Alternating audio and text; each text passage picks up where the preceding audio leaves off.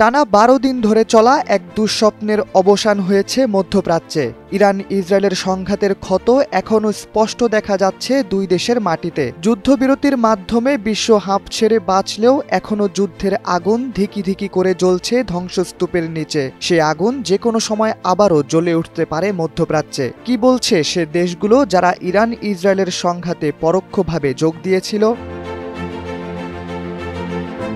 যুদ্ধবিরতি নিয়ে ইতোমধ্যেই মুখ খুলেছে চীন। পারমাণবিক শক্তিধর এই দেশটি স্পষ্ট করে যুদ্ধবিরতিকে স্বাগত জানিয়েছে। তবে তাদের বিবৃতিতে জোর দিয়ে বলা হয়েছে, বিগত ১২ দিন মধ্যপ্রাচ্যে যে ধ্বংসযজ্ঞ চলেছে তারা এর প্রতি তীব্র নিন্দা প্রকাশ করছে। দেশটি জোর দিয়ে আরও বলেছে, যুদ্ধ নয়, আলোচনার মধ্য দিয়েই সংকটের সমাধান হয়। এমনকি দেশটি এরকম আর কোনো সংঘাত দেখতে চায় না বলেও জানিয়ে দিয়েছে।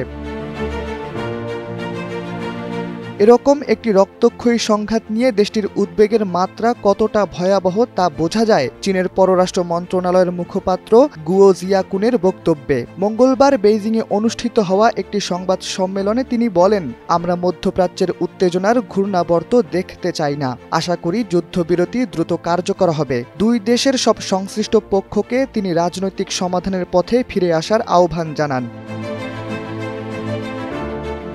যুদ্ধবিরতি ঘোষণার পর মঙ্গলবার আনাদোলু এজেন্সির এক প্রতিবেদন থেকে চীনের এমন অবস্থানের কথা জানা যায়। প্রতিবেদনে আরও বলা হয়, চীন এখনও পরিস্থিতি গভীরভাবে পর্যবেক্ষণ করছে। যে কোনো সময় দেশটি তাদের সিদ্ধান্ত বদলে ফেলবে যদি পরিস্থিতি আরও খারাপ হয়। তবে রাজনৈতিক বিশ্লেষকরা বলছেন, ইরান ইসরায়েল দেশ দুটি যদি মধ্যস্থতাকারীদের কথা না শুনে যুদ্ধবিরতি ভেঙে আবারও সংঘাতে জড়ায়, তাহলে পরিস্থিতি নাগালের বাইরে চলে গিয়ে বিশ্বযুদ্ধে রূপ নিতে পারে। ইরান ইসরায়েল যুদ্ধ থেমে গেলেও বেশ কিছু মহলে একটি প্রশ্ন এখনও ঘুরপাক খাচ্ছে, তাহলে গাজার কি হবে? মার্কিন প্রেসিডেন্ট ডোনাল্ড ট্রাম্পের নির্দেশে ভারত পাকিস্তান যুদ্ধ থেমে গেল, ইরান ইসরায়েলের সংঘাতও থেমে গেল। এখনও কেন গাজায় ইসরায়েলের আগ্রাসন চলমান রয়েছে? কেন তার হস্তক্ষেপে থামছে না গাজায় গণহত্যা?